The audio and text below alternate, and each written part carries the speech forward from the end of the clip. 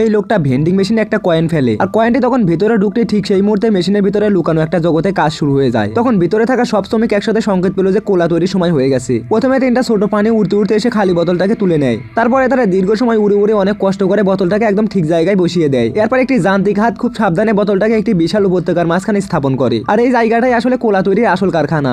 এখন শুরু হলো কোলা ভরার কাজ। ধীরে ধীরে বোতলের ভিতরে কোলা ঢালা হলো। সেই সঙ্গে অসংখ্য ছোট বুদবুদ উড়ে এসে বোতলের গায়ের সঙ্গে লেগে গেল। এরপর শ্রমিকরা বোতলের ঢাকনাটা প্রস্তুত করলো। তারপরে একটি শক্ত চাপ দিতেই বোতলের মুখ একদম শক্তভাবে বন্ধ হয়ে গেল। এবার কোলাটি গেল বরফের কারখানায়। আর এটাই কোলাকে আরো মজাদার করা সবথেকে গুরুত্বপূর্ণ ধাপ। শ্রমিকরা তখন বরফ মানবদেরকে একটি মেশিনের মধ্যে ঢুকিয়ে দেয়। তখন ভাঙা বরফ তুষারকণায় পরিণত হয়ে কোলার বোতলের গায়ে এসে পড়ে। আর কিছুক্ষণের মধ্যে কোলা একদম ঠান্ডা হয়ে যায়। সবশেষে তখন শুরু হয় বিদায় অনুষ্ঠান। সব শ্রমিকরা একসাথে জড়ো হয়। তারা তখন গান করে, নাচে, এমনকি আনন্দও করে, কারণ আরেকটি কোলা তখন সফলভাবে তৈরি হয়েছে। তখন ঢোল আর বাদ্যের শব্দের মাঝে কোলার বোতলটি ধীরে ধীরে নিচে নামতে লাগে এবং শেষ পর্যন্ত সেটি মেশিনের মুখ দিয়ে বাইরে বেরিয়ে আসে। তখন বাইরে অপেক্ষায় থাকা লোকটি অবশেষে বোতলটাকে হাতে পায়। সে তখন এক চুমুক খেয়ে হতবাক হয়ে যায়, কারণ স্বাদটাও অসাধারণ।